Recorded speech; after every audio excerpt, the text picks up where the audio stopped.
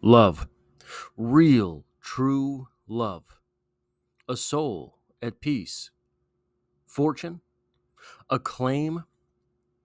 What is the one thing above all others that you personally, in your soul, desire?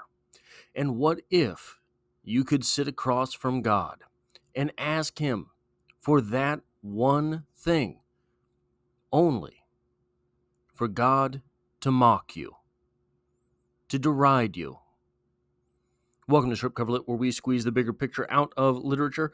I'm Adrian Fort, and we're here for another poetry discussion, which will appear in two separate playlists here on the channel. Number one being the poetry discussion playlist, now over 700 videos strong, 700 poetry discussions. Number two being the Emily Dickinson playlist, a playlist of videos dedicated to the greatest poet that ever was, Emily Dickinson. You can say Emily Dickinson is not the greatest poet of all time. That's fine. You're wrong. It's okay. And we are here to discuss a poem known as I Asked No Other Thing, and it reads as such. I asked no other thing, no other was denied. I offered being for it, the mighty merchant sneered. Brazil, he twirled a button, without a glance my way. But madam, is there nothing else that we can show today? So, there's an old joke, and there's no doubt in my mind that there's a million different iterations of this. But it goes something like this. A man finds a genie in a bottle, and the genie in the bottle says, "You have one wish." And the guy says, "Okay, well, let me think about it. I have a girlfriend that lives in Spain, and I like to go see her, but I can't stand the airport. It's awful. I hate standing in line. I hate, all of the going through my luggage, all of this, all of that. What if, I could just have a highway from my house all the way to Spain?" And the genie says, "That's too much. I can't do that. I can do a lot of things, but all that concrete, all of from your house to Spain, just the logistics of it's impossible." And he says, "All right, well, my girlfriend and we fight a lot. It's long distance. I want to understand women." And the genie looks at him and nods and says, "Okay, well, that highway, do you want it 2 lanes or 4? Right? There are some things that I can't do for you." What we have in this poem is something very similar to that.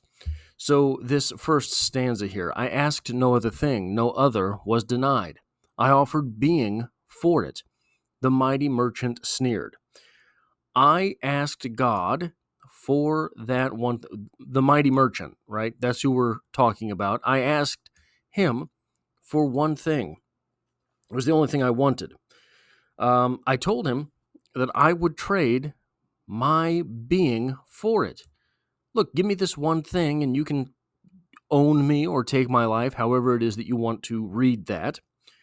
And then the being in question, Brazil, he twirled a button without a glance my way. But madam, is there nothing else that we can show today? So it can be interpreted that the speaker asked for Brazil.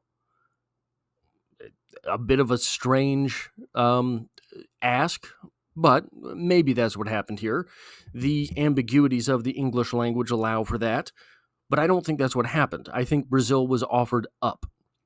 Brazil, he twirled a button without a glance my way, sort of suggesting that he offered Brazil, saying that Brazil would be easier to give you than whatever it is that you asked for, an entire country of Brazil.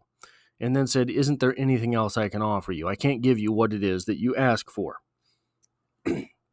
The one thing that is raised in this, besides that question of whether or not the speaker had asked for Brazil, is what did the speaker ask for? I think that it is something other than Brazil. I think that the merchant is offering up Brazil because it is just as ridiculous an offer as whatever it is that the speaker had asked for. But we have to ask this mighty merchant here, is this God, right? We often have in literature the devil or whatever nefarious being controls the underworld offering trade for something that our hero desires. Is this God?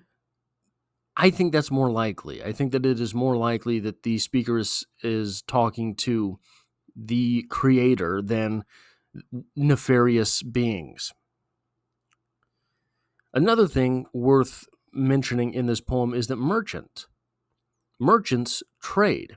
Now, merchants trade mostly for money in today's world. You buy something. Well, that's a trade. Money is a trade. Money is your distilled labor traded for goods. So it comes back to being the same thing. It is a trade from a merchant. So this also suggests that life is up for trade. Every bit of your life is up for trade. Most of us trade our time for money at a place of employ. If you worked every waking hour of the day, you would have your day to trade for other things.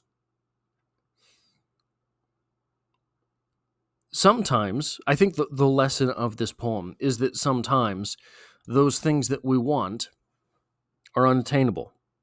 Sometimes they're attainable, sometimes they aren't. Does this stop us? Does this stop us from wanting the things we want? Do you want love? Can you work for it? Do you want a soul at peace? Is that something that you can trade for? Do you trade your time working on the self in a way such that a soul at peace is manifest from that labor? Sometimes, some people, I think, this stops, realizing that something they want is unattainable. It stops them. Should it? I think, there is alive in each of us some greater mission, something that we want, something that we want to do, something that we want to accomplish. Maybe it's not attainable. Should that stop you from your efforts towards it? You can see probably from the fact that I've uploaded thousands of videos to this channel. Literature is important to me, the propagation, the profligation of literature. It seems to be, in today's world, a losing cause. Should that stop me? If you are here, probably this is something that is fairly important to you as well. Maybe you're here for an A in your English class. If your professor told you outright, you're not going to get an A here, should that stop you from your labors towards that grade? What does the grade itself represent? A mark on a paper. What does that represent? What is that worth? I would argue that for many of us, the goal at the end is separate from the mark on the paper. If you were in the literature class, you were in the literature class to grow, to become better. Should your professor telling you straight up, flat out, that the A is unattainable stop you from working to be better, from working to have more, from working to understand more? I don't think it's any probably is predictable to say, no, it shouldn't stop you, right? Sometimes maybe it should. Sometimes, if you were told that A was unattainable, would you approach the assignment differently? Maybe, and maybe you should. Maybe you shouldn't. Where are the areas of life where you shouldn't stop because someone tells you that your ultimate goal is unattainable. That is all I have for this poetry discussion. If you like or appreciate what it is that I do here, hitting the like button really does help me out, as it tells YouTube to share this video with other literature lovers. If you find yourself here by chance but not design, literature is the only thing I talk about on this channel, dropping multiple videos every single week. There's poetry, every Monday. And as always, I hope to have you back for the next one.